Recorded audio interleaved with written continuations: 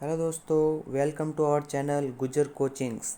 तो आज हम जो है क्लास 10th का चैप्टर फर्स्ट रासायनिक अभिक्रिया एवं समीकरण समझने जा रहे हैं और बहुत ही आसानी से समझेंगे इसे हम। ठीक है, तो बने रहिए।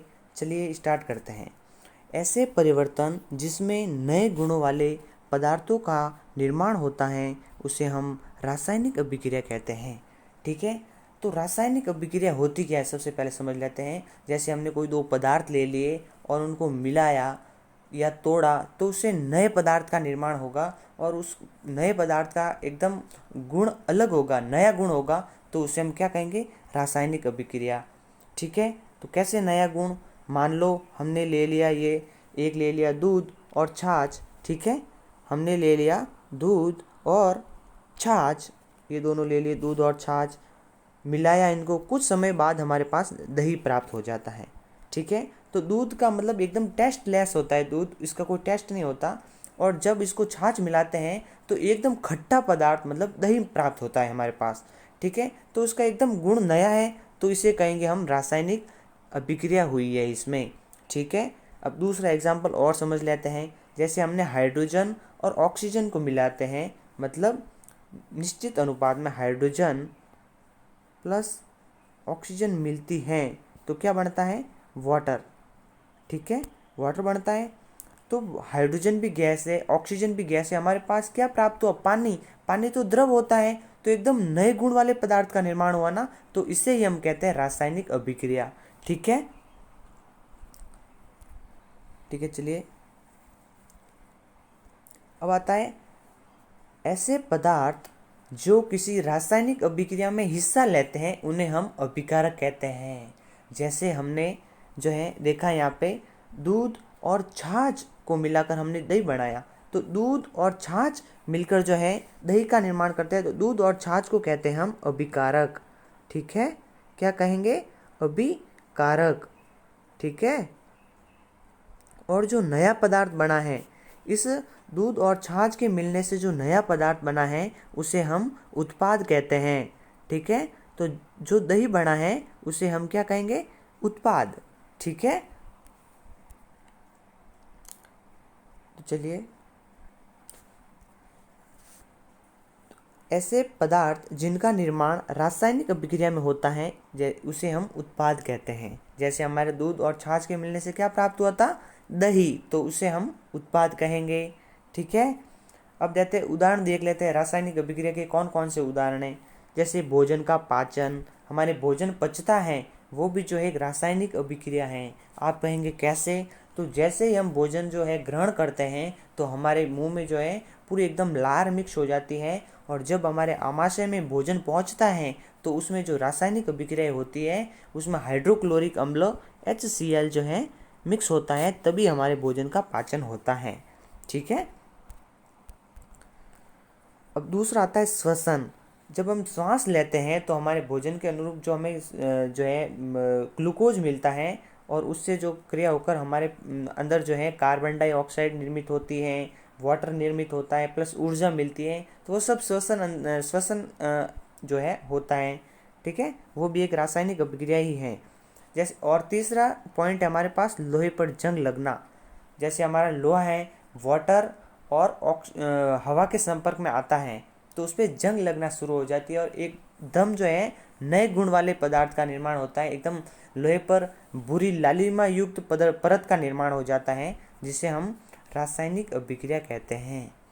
रासायनिक अभिक्रिया होती है लोहे में भी जंग लगने पर। ठीक है, अब चौथा पॉइंट है हमारे पास मैग्नीशियम फीते का जलना। जब कोई भी मैग्नीशियम का एक टुकड़ा है मान लो, उसे हम जलाते हैं, याद रखना कोई भी चीज़ जलाने पर आपको सीधा सा मालूम होना चाहिए कि उसमें ऑक्सीजन जरूर होगी। जैसे हमने छोटी क्लासों में एक एक्सपेरिमेंट किया था, एक बंद ग्लास के अंदर जो है एक मोमबत्ती जलाई थी और एक चूहा रखा था। जब तक मोमबत्ती जलती रही चूहा जीवित रहा था, और जैसे ही जो है मोमबत्ती बुझी तो चूहा भी मर गया था। और इससे वैज्ञानिकों को स्पष्ट हो गया था कि जो है आग जलने के लिए ऑक्सीजन होना अनिवार्य है, क्योंकि जैसे ही ऑक्सीजन खत्म हुई तो आग जलने भी बंद हुई और चूहा भी मर गया था। ठीक है, अब जो अगला पॉइंट था हमारा दही का बनना। ठीक है, तो दही दूध और छाछ के मिलने से दही बनता है और वो भी एक नए गुण वाला पदार्थ बनता है, तो इसे भी हम रासायनिक अभिक्रिया कहेंगे। ठीक है, यदि आपको कुछ समझ में नहीं आया तो वापस कमेंट करके आप पूछ सकते हो। ठीक है, अब आता है हमारे रासायनिक अभिक्रिया के प्रेक्षण। मतलब हम पता कैसे करेंगे कि किसी पदार्थ में रासायनिक अभिक्रिया हुई है। जैसे हम जो है पानी को जमाते हैं तो वो जो है द्रव से ठोस अवस्था में चला जाता है, तो क्या वो भी रासायनिक अभिक्रिया है? नहीं, वो रासायनिक अभिक्रिया नहीं है, क्योंकि उसके जो है नए गुण वाला पदार्थ नहीं बन रहा है, उसके भौतिक परिवर्तन हो रहे हैं। जैसे जैसे वो ठोस से द्रव जो है द्रव से ठोस में बदल रहा है। ठीक है, तो वो उसके रासायनिक परिवर्तन नहीं है, भौतिक परिवर्तन है। ठीक है, तो देखते हैं हम रासायनिक अभिक्रिया के प्रेक्षण कौन कौन से हैं। तो सबसे पहला अवस्था में परिवर्तन। जैसे हम किसी लोहे को देखते हैं तो वो है ठोस अवस्था में रहता है, जब उसको हम गर्म करते हैं तो वो द्रव अवस्था में आ जाता है, तो उसे हम कहेंगे अवस्था में परिवर्तन हो रहा है, मतलब उसके अंदर रासायनिक अभिक्रिया हो रही है। ठीक है, तो दूसरा पॉइंट आ रहा है हमारा रंग में परिवर्तन। बहुत सारे जो है केमिकल होते हैं, जब उसके अंदर किसी भी पदार्थ के अंदर जो है, जैसे आप ले लो नींबू के ऊपर जब आप वो पीएच पेपर लगाते हो तो उसका रंग जो है नीले से लाल हो जाता है, तो उसे भी आप रंग चेंज हो रहा है ना नीले से लाल, तो उसे भी आप कह सकते हो उसमें भी रासायनिक अभिक्रिया हो रही है। तीसरा पॉइंट आता है हमारे पास ताप में परिवर्तन। जैसे आप एक मान लो पानी का ग्लास लोगे और उसमें आप सोडियम का टुकड़ा डालोगे, तो उसका पानी जो है बहुत ज़्यादा गर्म हो जाएगा, तो उससे आप आसानी से बोल सकते हो उसमें ताप में परिवर्तन हो रहा है, इसलिए रासायनिक अभिक्रिया हो रही है। ठीक है, किसी भी मतलब जो है आप मान लो पानी गर्म कर रहे हो तो वो भी रासायनिक अभिक्रिया है। ठीक है, कोई सी भी पदार्थ में ताप में परिवर्तन हो रहा है, इसका मतलब वो रासायनिक अभिक्रिया है। चौथा पॉइंट है गैस का उत्सर्जन। ठीक है, तो जैसे हम सोडियम का टुकड़ा पानी में डालते हैं, मैंने आपको पहले ही बताया, तो उसमें जो वो गर्म होता है विलयन, तो उसमें से गैस भी निकलना शुरू हो जाती है, तो उसे भी हम कहेंगे रासायनिक अभिक्रिया हो रही है। मान लो कोई सा भी पदार्थ में से गैस निकल रही है, उसका मतलब उसमें रासायनिक अभिक्रिया हो रही है। ठीक है, अब आता है रासायनिक परिवर्तन को प्रदर्शित करना। ठीक है, अब रासायनिक परिवर्तन को हम प्रदर्शित जो है रासायनिक समीकरण लिखकर करते हैं। कैसे करते हैं? रासायनिक समीकरण लिख के। ठीक है, तो जो है ये हो गया जिंक प्लस ये हो गया H2SO4, इसको बोलते हैं हाइड्रोजन सल्फेट। क्या बोलते हैं? Hydrogen sulphate. ठीक है, तो जिंक प्लस हाइड्रोजन सल्फेट मिलकर बना रहे हैं जिंक सल्फेट। ठीक है, प्लस हाइड्रोजन गैस मुक्त हो रही है। ठीक है ना, तो जिंक प्लस H2SO4 जो हमने लेफ्ट हैंड साइड में लिया है उसको हम बोलते हैं अभिकारक। ठीक है, मैंने आपको पहले ही बता दिया, जो पदार्थ किसी अभिक्रिया में भाग लेंगे उसे हम जो है क्या कहेंगे? अभिकारक। ठीक है, ये अभिकारक है, और जो पदार्थ रासायनिक अभिक्रिया से प्राप्त हो गए उसे कहेंगे हम उत्पाद। तो ये क्या हो गया? उत्पाद है ये। ठीक है, तो चलिए नेक्स्ट क्या है? ये होता है कार्बन मोनोऑक्साइड प्लस हाइड्रोजन मिलकर बना रही है मेथेनॉल। क्या बना रही है? मेथेनॉल। ये अल्कोहल भी बनती है मेथेनॉल से, याद रखना। ठीक है ना, तब जो है रासायनिक अभिक्रिया को प्रदर्शित करने के लिए जो है हम रासायनिक जो है भौतिक अवस्थाएं, जैसे गैस को जो है हम G से लिखते हैं। ये G लिखा हो, इसका मतलब कार्बन मोनोऑक्साइड क्या है? गैस है। और हाइड्रोजन भी क्या है? गैस है। और मेथेनॉल क्या है? लिक्विड फॉर्म में है। तो किसी भी रासायनिक अभिक्रिया में जो पदार्थ होते हैं उनको हम विभिन्न चिन्हों से भौतिक अवस्थाओं से जो है भौतिक अवस्थाओं से प्रदर्शित करते हैं।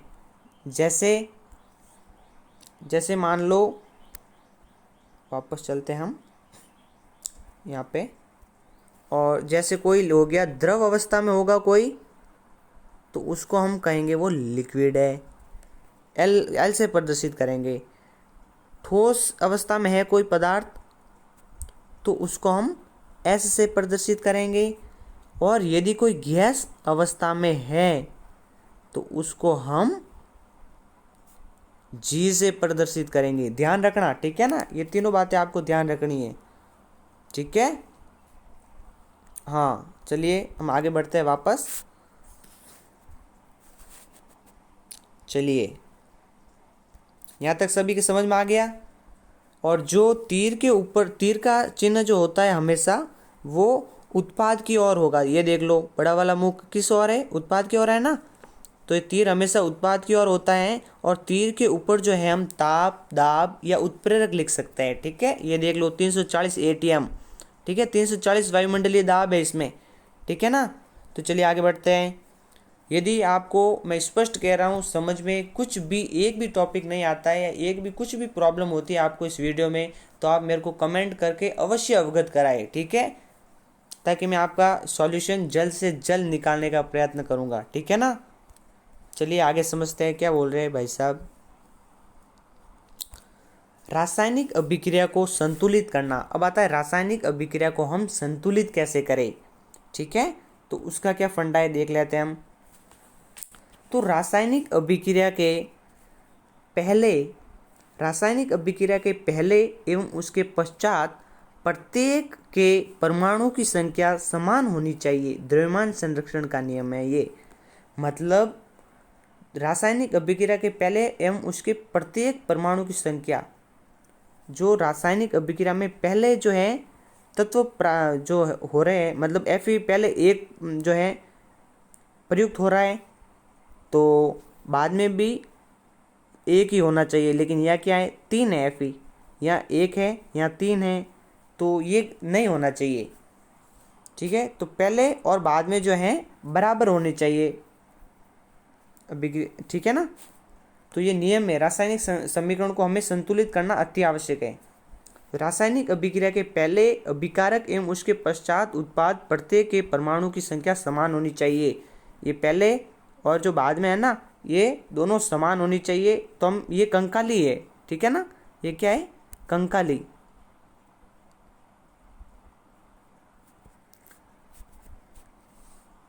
ये कंकाली है। अब ये इसको हम सॉल्व करेंगे, ठीक है। तो चलिए आगे। द्रव्यमान संरक्षण का नियम क्या कहता है? तो द्रव्यमान संरक्षण का नियम कहता है कि द्रव्यमान को न तो उत्पन्न किया जा सकता है और न ही नष्ट किया जा सकता है। इसे केवल एक रूप से दूसरे रूप में स्थानांतरित किया जा सकता है। मतलब जो द्रव्यमान होता है, जैसे पहले हमने 1 मोल आयरन लिया है, तो बाद में उत्पाद के रूप में भी हमें 1 मोल आयरन ही प्राप्त होना चाहिए। इसलिए जब भी आप रासायनिक समीकरण लिखो तो आपको ये ध्यान होना चाहिए, जितना मोल एलिमेंट पहले लिया है आपने, या जो भी पदार्थ जितना मोल पहले लिया है उतना ही मोल बाद में भी होना चाहिए, ठीक है। तो रासायनिक समीकरण को संतुलित करना अभी हम सीखते हैं। चलिए, तो यहाँ पर क्या दिया हुआ है, आयरन। पहले हम सबको एक कंकालिक जो है समीकरण लिख देना है, ठीक है ना। पहले कंकालिक समीकरण हो गया ये Fe + H2O converted into Fe3O4 + H2। तो इसमें क्या क्या है, Fe है तो Fe लिख दो पहले। कितना है, Fe 1 है तो 1 लिख दिया। हाइड्रोजन कितना है, 2। ऑक्सीजन कितना है, 1, ठीक है। फिर से और भी लिख लेते हैं। आयरन कितना है, 3। हाइड्रोजन है 2 और ऑक्सीजन है 4, ठीक है। और सबसे पहले बात मैं बता दे रहा हूँ, पहले आप सबको इस पर डिब्बे बना देना है। मेरे साथ बना लो आप भी डिब्बे। और कुछ भी समझ में नहीं आया तो बोल रहा हूँ मैं आपको, कमेंट जरूर करना है आपको, ठीक है।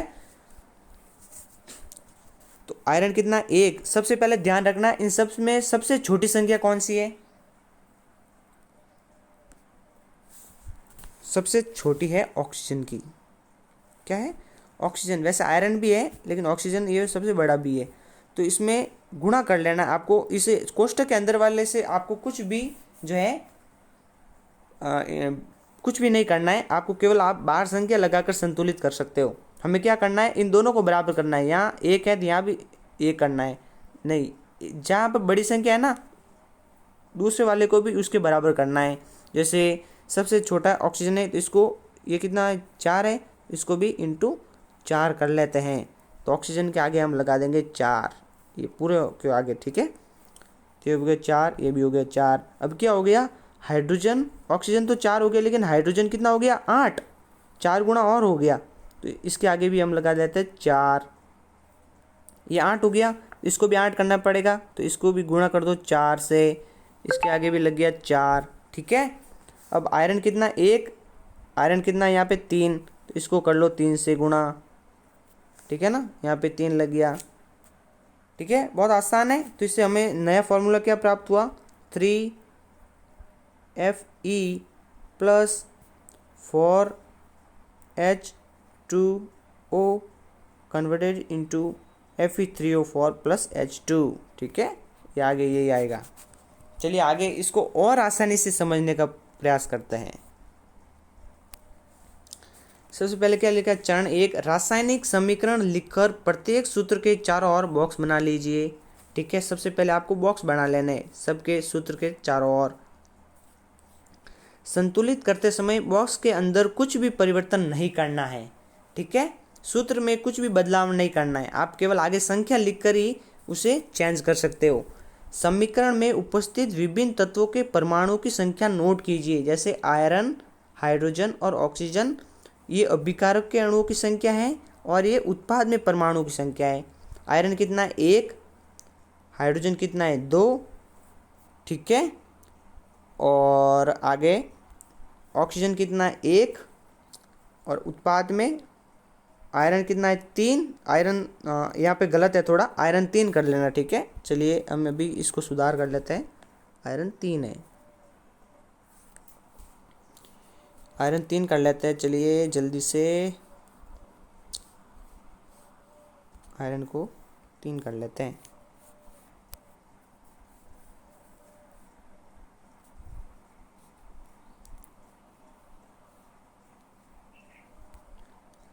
आयरन, चलिए छोड़ दिया, आयरन 3 हो गया, आयरन 3 है, और आयरन हो गया 3, हाइड्रोजन हो गया 2 और ऑक्सीजन हो गया 4, ठीक है ना। अब आगे क्या है, सबसे अधिक परमाणु वाले तत्व को अभिकारक या उत्पाद की साइड अनुचित गुणांक लगाकर संतुलित कीजिए। सबसे अधिक जो है तत्व कौन सा है, सबसे अधिक परमाणु किसके पास है, तो ऑक्सीजन के पास है सबसे अधिक। तो सबसे पहले हम ऑक्सीजन को संतुलित करेंगे, तो ऑक्सीजन के आगे भी 4 लगा दिया, ये देख लो 4 लगा दिया। सभी तत्वों के परमाणु को चरण 3 की भांति संतुलित कीजिए, सभी को देखो इसकी तरह ही संतुलित करना है। अब क्या किया हमने, आयरन को भी 3 किया, हाइड्रोजन को भी 4 कर दिया, इस साइड ऑक्सीजन को 4 किया, इस साइड भी, ठीक है ना, और फिर Fe3O4 है जैसे जैसे प्लस हाइड्रोजन 4 हो गया, ठीक है। सभी तत्वों के परमाणु की संख्या अभिक्रिया के दोनों ओर समान है, बराबर है ना, यहाँ देख लो। जल्दी से आगे बढ़ते हैं। चलिए आयरन 3 है, यहाँ भी आयरन 3 है, ऑक्सीजन हाइड्रोजन कितना 8 है, यहाँ भी हाइड्रोजन 8 है, ऑक्सीजन 4 है, यहाँ भी ऑक्सीजन कितना है 4 है, ठीक है। तो ये हमारा जो है रासायनिक जो समीकरण था वो संतुलित हो गया है। चलिए आगे बढ़ते हैं। अब आती है रासायनिक अभिक्रियाएं। रासायनिक अभिक्रियाओं के प्रकार कौन कौन से हैं। अब तक हमने पढ़ी रासायनिक अभिक्रियाएं क्या होती हैं, अब हम पढ़ेंगे रासायनिक अभिक्रियाओं के प्रकार कौन कौन से हैं। तो चलिए सबसे पहला प्रकार है हमारे पास संयोजन अभिक्रिया। कौन सा है, संयोजन अभिक्रिया। तो ऐसी अभिक्रिया जिसमें 2 या 2 से अधिक अभिकारक मिलकर एकल उत्पाद का निर्माण करते हैं संयोजन अभिक्रिया कहलाती हैं। मान लो कोई से भी 2 पदार्थ मिलेंगे, कोई से भी 2 पदार्थ मिलेंगे, जैसे हम यहाँ पे लिख के बता देता हूँ। कोई से भी 2 पदार्थ है, मान लो पदार्थ A प्लस पदार्थ B मिलकर एकल उत्पाद बनाएंगे C। तो ऐसी अभिक्रिया जिसमें 2 पदार्थ मिलकर एक उत्पाद बनाते हैं उसे हम संयोजन अभिक्रिया कहेंगे। कौन सी अभिक्रिया करेंगे, संयोजन अभिक्रिया कहेंगे, ठीक है। तो संयोजन मतलब संयोग होना, 2 पदार्थ जुड़ेंगे या 2 से अधिक भी जुड़ेंगे संयोजन मतलब जुड़ना, तो दो या दो से अधिक पदार्थ जुड़कर केवल एक उत्पाद का निर्माण करेंगे तो उसे हम संयोजन अभिक्रिया कहेंगे। ठीक है, तो जैसे कैल्शियम ऑक्साइड बिना बुझा हुआ चूना, कैल्शियम ऑक्साइड को बोलते हैं बिना बुझा हुआ चूना, ये सूत्र आपको याद करना है। ठीक है ना, कई बार एग्जाम में पूछा जाता है ये। प्लस वाटर मिलकर क्या बनाते हैं, कैल्शियम हाइड्रोक्साइड बुझा हुआ चूना, क्या बनाते हैं, कैल्शियम हाइड्रोक्साइड बुझा हुआ चूना, प्लस ऊष्मा मुक्त होती है। इसमें दो पदार्थ मिक्स हुए ना, कैल्शियम ऑक्साइड प्लस वाटर मिलकर क्या बने, कैल्शियम हाइड्रोक्साइड, तो इसे संयोजन अभिक्रिया कहेंगे। ठीक है, अब एक और पॉइंट है नोट, ये बहुत ही बोर्ड परीक्षा की दृष्टि से बहुत ही महत्वपूर्ण प्रश्न बनता है इसमें से, इसे आप ध्यान से पढ़ेंगे। बुझे हुए चूने का प्रयोग दीवारों की सफ़ेदी करने के लिए किया जाता है। जो बुझा हुआ चूना है CaOH2, इसका प्रयोग जो है दीवारों की सफ़ेदी करने के लिए किया जाता है। यदि आपको कोई पूछ ले दीवारों की सफ़ेदी करने के लिए कौन सा जो है केमिकल यूज होता है, तो आपको बोलना है बुझा हुआ चूना। ठीक है, कैल्शियम हाइड्रोक्साइड कार्बन डाइऑक्साइड के साथ अभिक्रिया करके दीवारों पर कैल्शियम कार्बोनेट की पतली परत बना देता है, इसलिए सफ़ेदी करने के 2-3 दिन बाद कैल्शियम कार्बोनेट का निर्माण होता है और इससे दीवारों पर चमक आ जाती है। आपने देखा होगा जब हमारे मकान में जो है पुताई होती है, सफ़ेद किया जाता है दीवारों को, तो जिस समय जो है सफ़ेद करते हैं उस समय जो है उतना वाइट नहीं दिखता है हमको वो दीवार वगैरह, लेकिन 2-3 दिन बाद हम देखते हैं कि वो एकदम चमकदार एकदम सफ़ेद दिखती है। तो वो क्यों होता है, जो कैल्शियम हाइड्रोक्साइड होता है ये वायुमंडलीय CO2 कार्बन डाइऑक्साइड के साथ अभिक्रिया करके जो है कैल्शियम कार्बोनेट बना देता है, और कैल्शियम कार्बोनेट जो है बहुत ही चमकदार होता है। और कैल्शियम कार्बोनेट का मतलब आप सूत्र लिख लेना, अच्छे से याद भी कर लेना इसको, क्योंकि ये संगमरमर का सूत्र है।